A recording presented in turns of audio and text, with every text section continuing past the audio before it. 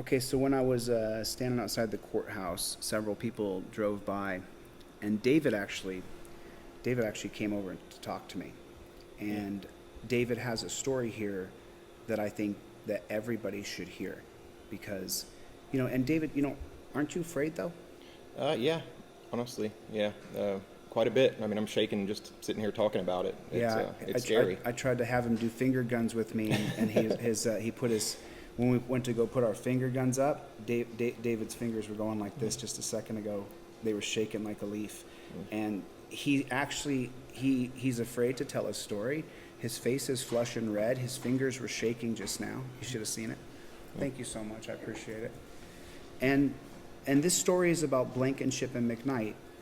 And so, I'll let you tell your story, David. Go ahead. I guess I had a motorcycle. It was sitting on the street parking. I don't have a garage or anywhere to put it. I don't have a yard or anything to put it in. I live in an apartment. So it had sat there for a while. It was parked there illegally according to the city code. And you just put some money into it, right? You put a couple grand into it to try to get it going good? Probably about $2,500, $3,000. I just put into it new tires, new seat, new handlebars, like brakes, everything. And it had sat there. Nobody contacted me at all. No notes, no calls, no knocks on the door. What kind of bike was it? It was a 82 Honda CB750. CB750? So it's a cool little dirt bike, huh? Yeah. Well, it was a street bike. Cool little street bike, right? Yeah. Something you can ride around on the city streets with? Yeah.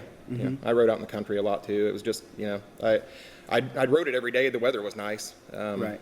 But it had mechanical problems and it had sat there for a while. Right. But yeah, nobody said anything to me. And then one day I get a call saying, "Hey, there are 4 cops here with a tow truck coming to take your motorcycle." 3 cops? 4. 4 cops. Which 4 cops were they? I don't know about 2 of them. The person who told me, who initially gave me that phone call, saw pictures of the officers after the fact and said it was definitely Mcknight was one, and then the other, one of the other officers that was recognized was I think the younger Blankenship. The other Blankenship. So Mcknight and Blankenship come to your house and they bring a tow truck?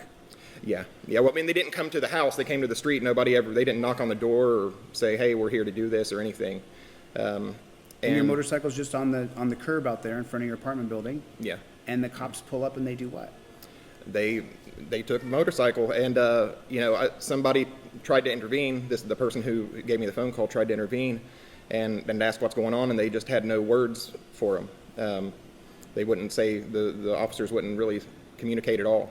And all they did was provide a ticket. Well, not a ticket, a note that... A note, no ticket. Yeah. I didn't get any kind of fine or anything like that. Expired registration? No. Just so the registration was good on your motorcycle? Yeah, just for being parked on the road. And they leave a little note saying, they're supposed to leave a note saying, "You have this many days to move it. It's been sitting here too long on the city street." And no note, though. Well, there was one, but it was hidden in a place that was not readily visible. Whenever they were asked to produce that, they pulled it out of a spot on the bike. I'm not 100% sure it was either under the seat or under the tank. Like I said, I wasn't the one that was there.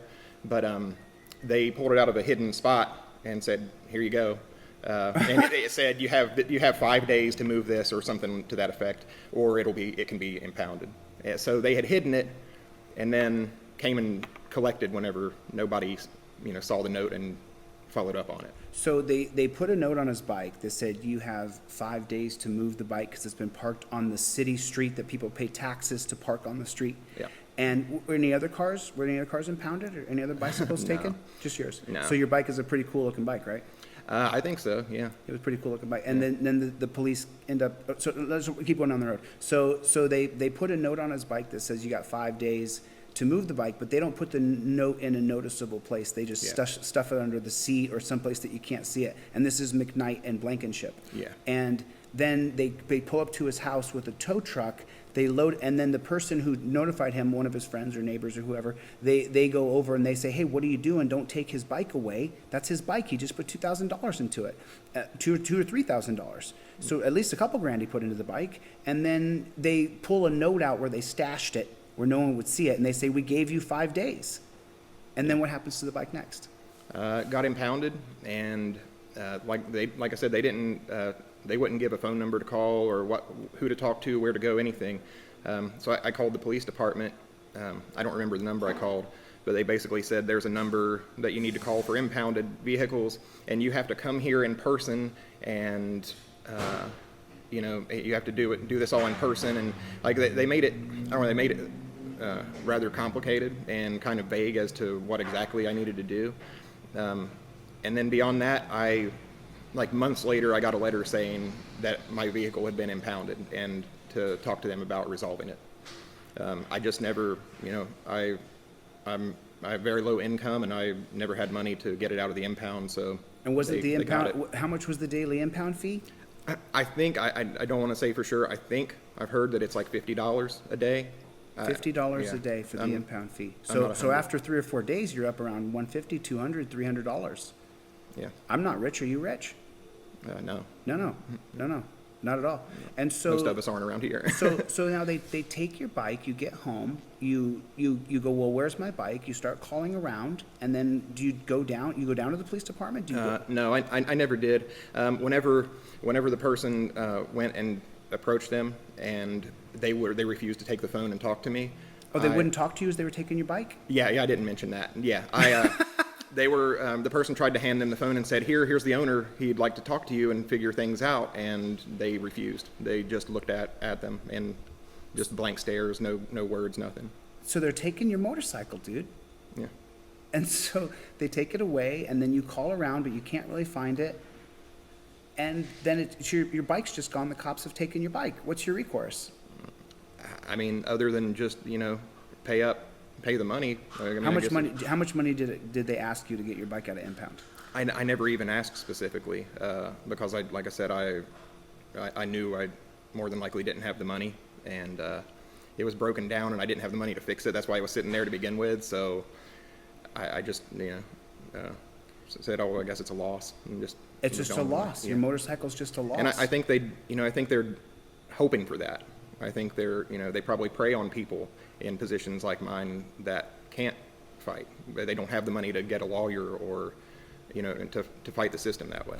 Let the internet sleuths do what they do. So it's a 1982, what is it? 1982 Honda CB750. 1982 Honda CB750. So let the internet sleuths do their digging on that.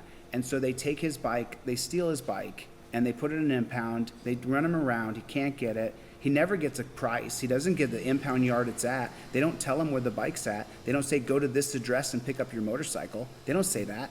They don't even tick to him on the phone when the friend of his goes over and says, hey, this is David, correct? Mm-hmm. This is David, and he's on the phone. You're taking his motorcycle. And they say, they look at the person like they got 3 heads, and they don't take the phone. Yeah. And so do you ever see Mcknight or Blankenship? Do you ever see them? Honestly, aside from that, I've never had a run-in with the Ironton police, but I really don't get out that much either. I'm at home a lot. If I am on the streets, it's to go to Ashland or Huntington. I don't stick around Ironton very much. There's not a lot to see or do around here. Right. So. Right. And so now the internet sleuths are saying your bike's worth between $6,000 to $10,000, and you put a couple grand in it. You're trying to get it going, and mm-hmm. you rode it on days that it was nice out. Mm-hmm. Yeah. Right. I'd say that's accurate. So who profits from your bike? Well, I know they have an auction every once in a while with all the impounded vehicles that nobody picked up. They steal people's vehicles basically and sell them so they can buy new bulletproof vests or guns or whatever they're. So the police department directly benefits from taking your motorcycle off the street? Oh, yeah. Yeah. So the benefit goes to the cops? Yeah, they get the money from the auction? Mm-hmm. I believe so, yeah. So we got the gist of the story, David, but there's so many people who have contacted me. David came up to me on the street and said, hey, I want to tell you my story. So for the other people out there who are scared, because you're scared, right? Yeah. It's all this going on, and then to come forward and then to stay here in the thick of it, and who knows? I mean, they can basically do whatever. They have so much latitude. They can do whatever they want. As of right now, they've been able to do whatever they want, and no repercussions. It's scary. Hold your hand up, David. Put your hand in front of the camera. Just like this. Point your fingers at the camera. Yeah. Yeah. He's been shaking the whole time he's talked to me. Yeah, it really does. He's been shaking the whole time. His arms are sitting here shaking. You guys don't know what this man's going through to put himself on camera and to tell his story. And there's so many of them. Do you know of other people that have been cheated by these cops? I've heard stories. I've heard a lot of bad things about the jail. I spent one day in the jail. What'd you get arrested for? Failure to comply. It was a South Point police officer. Failure to comply? Yeah. What didn't you comply with? Like not pulling over immediately when they tell you to, and. But why did you pull over? You going to a lit up place, a safe place? What were you doing? No, I was running, honestly, but it was a result of a lot of harassment leading up to that. A lot of harassment? Yeah. I've been put in handcuffs for scratching off lottery tickets. You've been put in handcuffs?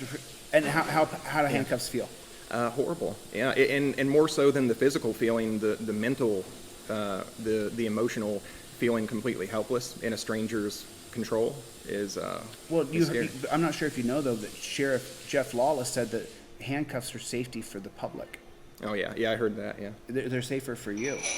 Yeah. Is it safer for you? Oh yeah. I feel so much safer whenever I'm in bondage. Yeah. In torture cuffs? Yeah. A lot safer for you. Yeah. So you literally wanted to get away from the cops because they had already tortured you with the torture cuffs. Yeah, I would say I definitely had some post-traumatic stress from the run-ins I'd had with them before, which led to, I have anxiety issues anyway. I've got ADHD and OCD.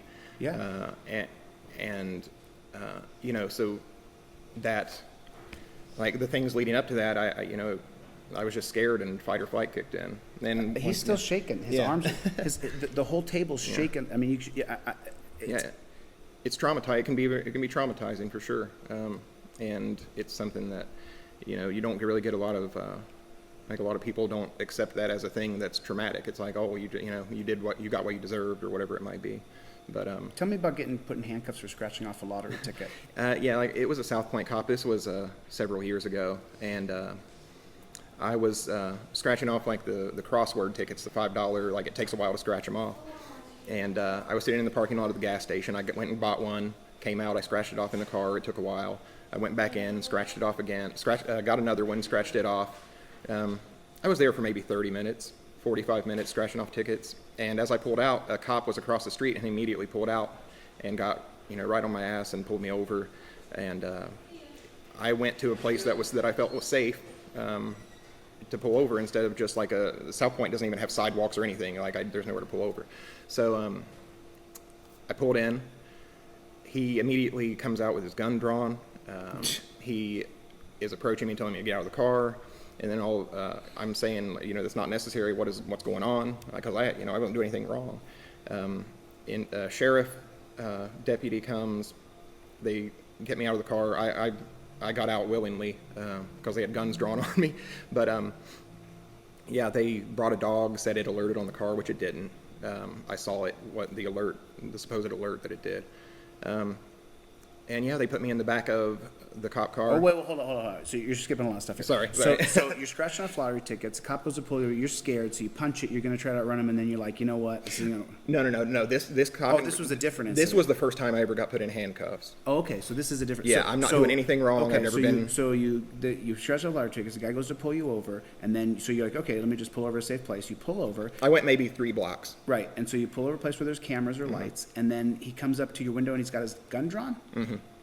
Yeah, yelling at me, telling me to get my hands up, get out of the car. Why? What's his excuse? Well, after I investigated what was going on, he thought that I looked suspicious sitting there in the parking lot. That's a Terry v. Ohio stop. Yeah, that's a Terry stop. And so, come to find out, this is jumping forward a little bit. Come to find out, I talked to because I was in there all the time in that gas station. I asked the girl that ran the register. I told her what happened, and she was like, "Oh, whenever you were sitting out there last night, he called and asked what you were up to, and I told him you were scratching off lottery tickets, that you had been buying lottery tickets." Really? And he said, "Well, I'm going to keep an eye on him anyway." What? And yeah, and and then he proceeded to do that. Okay, so you pull over, and he comes up with now remember, you guys, he's already called the attendant at the store and said, what's the guy in the parking lot doing? And she tells him he's buying lottery tickets and scratching them off in the parking lot. And the cop says, he looks suspicious to me anyway. He pulls you over, comes up to your window with his gun out, right? Yeah. Okay, and so what do you like, hey, what's going on, man, right? Yeah. And then another cop shows, now how long is you got the gun pointed at your head for? I don't know, probably a good minute.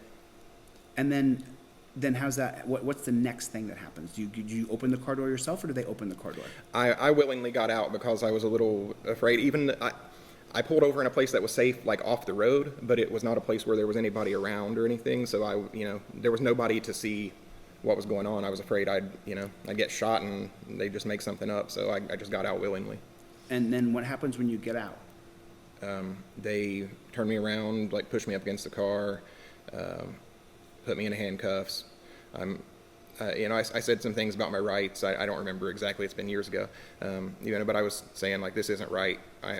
You're violating my rights. And he was like, you've been watching too much YouTube, and threw me in the back of the car. Wow. Yeah. Wow. How tight are the cuffs? Pretty tight.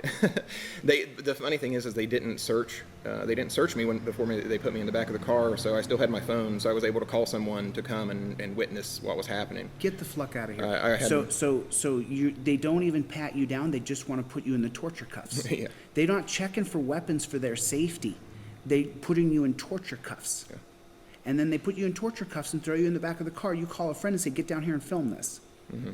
Yeah. And the friend comes down. And so how long are you sitting in the back of the car in the torture cuffs for? Overall, I was there for 2 hours in cuffs. What? While they tossed the car and didn't find anything because they didn't, Well, they'd already confirmed with the gas station attendant that you were just buying lottery tickets. He claimed that I probably had something and just threw it out in the time that it took me to find a place to pull over. He thought that he says that I was buying time, trying to ditch whatever I had.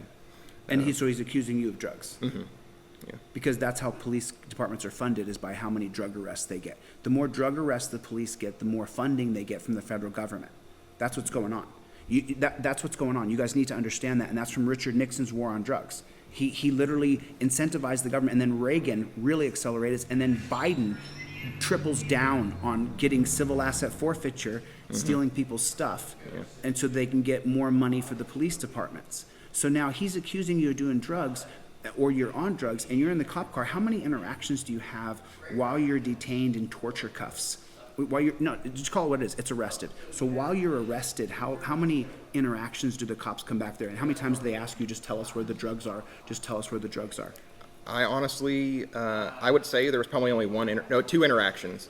One was whenever they brought, I believe it's a highway, no, it might have been a sheriff. It was a canine unit. They had to bring a canine unit. They didn't have to, but they took the dog around the car, and he took a toy and put it up against the door and then laid it down on the ground in front of the dog slowly, and the dog laid down, with the toy. As he lowered the toy, the dog laid down, and then they said that was an alert. Okay, so let me just give you guys the legal score here. He's Terry stopped because the cop said he was suspicious. That's literally the definition of a Terry stop. The cop can decide he's suspicious. And then the 2013 case of Florida versus Harris. The 2013 case of Florida versus Harris allows cops to use a sniff test with their dog. And so they sniff test, and again, Florida versus Harris is an extension of Terry versus Ohio. So they're using Terry extended into Florida versus Harris to sniff around your car, and they incentivize the dog with a toy. And then the dog alerts on his car, and then he goes into torture cuffs. He goes into torture cuffs for 2 hours, and they tear your whole car apart. Mm-hmm. And wait a minute, so you must have a record where you kidnapped a bunch of children. Well, at that point, I didn't have any kind of record. I didn't have misdemeanors or anything. I was a complete innocent, Wow, so you mean after they ran your plates and ran your license and saw that you had no record, they were sure you had drugs in your car? Yeah, and after the clerk at the gas station said that everything was fine too. After the clerk said that, so they put you in the torture cuffs for 2 hours. I can, if you guys haven't done the handcuff challenge, I highly recommend you do. And so now when you're in the torture cuffs, they search your car, they tear it inside out. How many cops show up? I'd say 4 or 5. 4 or 5 cops? There was a sheriff, South Point cop, highway patrol, and I think there were a couple of sheriffs. Yeah, Wow. 4 or 5. Wow. And so so just do the math on that, guys. If they're making $35,000 a year and there's 5 of them, you got $100,000, $150,000 tossing a man's car who has no criminal record, that it's already been verified he's buying scratch-off tickets, and now they got him in torture cuffs for 2 hours. 2 hours. Okay? And then after they realize that you don't have anything in your car, what happens next? Well, they found I had gone across town in South Point to get formula and diapers for my daughter because I was keeping her that night. So I had a stack of diapers and formula. It wasn't formula; it was like cereal, like that mushy cereal. I had it in a bag, and he found that, and that's the second time he came back to the car, and he was like, "I found this. Like, you just might as well tell me what it is." And he found your baby formula for your kid? Yeah, and I said that's formula. It was sitting right next to diapers in the front seat in plain view. It's not drugs. I'm not trying to hide anything. And he said, well, I'm testing it either way. And he tested it, and he put his grimy hands all over it and got some out and tested it, and obviously it was negative because it's baby cereal. One second. One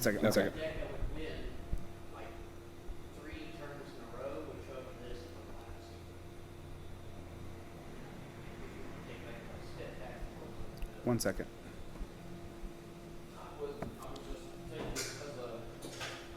Okay.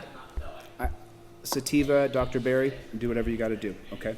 So now they've got you in the car in the torture cuffs, and now they're saying that your baby formula is actually some sort of illegal chemical. And do they start the inquisition on you now? Yeah, I mean I don't really comply, obviously, because I got in trouble for that. But I don't really talk a lot with the cops. Like answer their questions. It's not never a good idea to answer the questions. It's only going to serve to make it worse for you. So I just said, it's not drugs, but whatever you're going to do, you're going to do it. And he did, and he pushed me a little bit, but he could tell that I wasn't good. I'm obviously not going to admit that it's drugs when it's not. So he's trying to get you to admit that your baby formula is drugs? Yeah. How old is your baby at this time? She would have been, an infant, less than a year old. Less than a year old. Yeah. And so what's the most expensive thing to buy when you have a baby? Formula, food, diapers. Baby formula. And so is he opening up the formula and putting his fingers in it? Oh yeah, it was just in a sandwich bag, and he opened it up, got in there, and then at the end of the stop, whenever they took the handcuffs off me and let me go, he tried to hand it back to me, and I said, I don't, it's tainted now. I don't want that, and he forced it on me, and I just took it and threw it in the dumpster that was right next to the car. Because he stuck his fingers in your baby formula. Yeah, I'm not. Yeah. So you just had some. It's just incredible. And so you have a whole bag of. And so if this is drugs, by the way, just a couple scoops. If you've ever had any kind of drugs, a couple scoops of baby formula, that would be like $100,000 worth of drugs. Yeah, it would have been hundreds of thousands of dollars worth of drugs if it was. And I wouldn't just be driving around with it in my front seat if I was that type of person, I'm sure. So. Wow. Yeah. Well, is there... Now, when they take you out of cuffs and they give you back your baby formula, they don't give you a ticket or anything, and then you're just supposed to go on about your way and have a nice day? That's it? Yeah. Did you file a complaint on the cops? No, I did not. And I should have. Well, no, actually, I did. It was never a formal complaint. I did call and speak with the chief. And the chief said what to you? Surprisingly, that officer was only in that department a couple more months, and supposedly because of things like that. So I'll give it to I don't know if he's still chief, but I'll give it to the chief. What was that cop's name? Alfie Blevins was that cop's name. No, spell it. I want to track him down. What's his name? ALFIE. ALFIE. BLE. BLE. VINS. Say the whole thing together. Alfie Blevins. Alfie Blevins. It might be Alfred, but it goes So by I'm in the West Virginia, Ohio, Kentucky tri-state area. Let's see if we can see if Alfie Blevins is still a cop. That's a pretty original name, Alfie Blevins. Yeah. So we should be able to track him down, internet sleuths. We should be able to see if he's still a cop, because he wants to give the chief credit for getting rid of that guy. I don't think so. I don't think so. That chief's, they're all in it together. So, I had other issues of harassment from that same department. Where's South Point at? It's about 10 minutes southeast of Ironton. It's in Ohio still? Yeah. So it's the most southern point of Ohio. It's just right there. So Ohio's just a total police state where they let cops do whatever they want to people. Yeah, pretty much. Yeah. Alfie Blevins. Yeah, okay. Okay. I'm pretty sure he's an officer in another jurisdiction now. I'm not sure where. It's not anywhere super near here. And then here, come with me. Let's walk through that door real quick. Just open that door right there. Is that door open? It does. Okay. Let's go right here.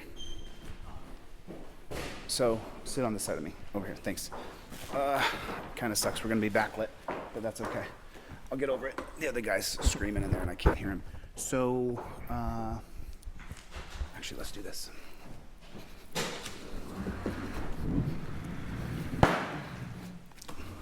There you go. Come sit in that chair right there and watch my coffee. Okay, there we go. Do you want it? No, Okay. I want to finish this conversation. So Alfie Blevins has tortured you, along with a couple other sheriffs, and now when they take the cuffs off you, they try to give you back your baby formula. They stuck their fingers all in and are trying to convince you to admit that it's drugs, right? And then you call the police department, and Alfie Blevins is no longer a cop there in a couple of months. Do you keep checking back to see if Alfie's around? No, but South Point is such a small town; it's considered a village. I mean, you just like drive through it, and it's just a blink and you miss it. And so you can basically see, who's on patrol and everything. They're ever present. It's hard to miss them if you drive through town at all. Right. And so last question I have for you. You just outed Blankenship and Mcknight for pretty much stealing your motorcycle for the gain of the Ironton Police Department. And so now, do you think they're going to retaliate against you? And I hope not. But I wouldn't be surprised. Okay. But yeah, it is scary. Yeah. But it also, some things need to be said, or it'll always be that way. Yeah. So. Yeah. And so I want the people of Ironton and these around here to, if the police come around, you film them. You turn your camera on and you plead the Fifth Amendment. You can download my trifold for free, get the Fifth Amendment, and show them that you're not going to speak and don't speak to the cops. If it were me, I would turn my camera on. If I wasn't a constitutional law scholar, I would say, you've been exposed. Nothing you're going to do here has validity. That's what I would say. You've been exposed, and I'm filming you, and this is going to expose you further. That's what I would say to them, but I don't recommend and I don't give legal advice. I just share people with what I would say. I would film them and say, you've been exposed. That's what I would say. And I'm going to send you a trifold for free. I'm going to send you an indestructible trifold in the mail for free. Okay, I'm going to give you my ebook, my poster, everything I have digitally, I'm going to send to you for free. Thank you. And you guys, if you want to support David, I'm going to put his Cash App in this description, or PayPal or Venmo, whatever you have. Okay. And I'm going to put it in there if you guys want to drop him $5 or $10. He's not rich. So, and not at all. anything else you want to say before I cut this off? Yeah, like I said, it's really scary. Talking on camera about this in a small town like this that's so corrupt. It's scary, but I feel like it needs to be done. And I just hope that if anybody else has stories, that you can find the courage to come forward and talk about your story, because there's a lot more than just mine, and a lot more severe than just mine. What about Sheriff Jeff Lawless? Is he helping out? Is he stopping the corruption? Honestly, I don't know. I saw the live stream a little while ago. He seemed receptive at first, but also it's hard to tell. It's hard to tell. As soon as he was insulted, though, he quit. Yeah, and I think he tapped out. That's a common theme with them. They really don't like to be questioned or insulted. Yeah, I insulted him. I did it on purpose. To them, that's a criminal offense. Right, but they can attack you and violence and hurt you. Yeah. But they can't take an insult. Yeah, they can't take hearing that I don't like them. They can steal your personal effects. They can your motorcycle. Yeah, they can go kidnap you and put you in a cage with no oversight. I mean, where's the oversight? I don't know if there's any. There's no third party, is there? Yeah, no. Okay. All right, David, thank you. I appreciate the courage. All right, you guys. Thank you. I'm going to keep on interviewing people today. I'll see you guys in a little while. Take care. God bless you guys.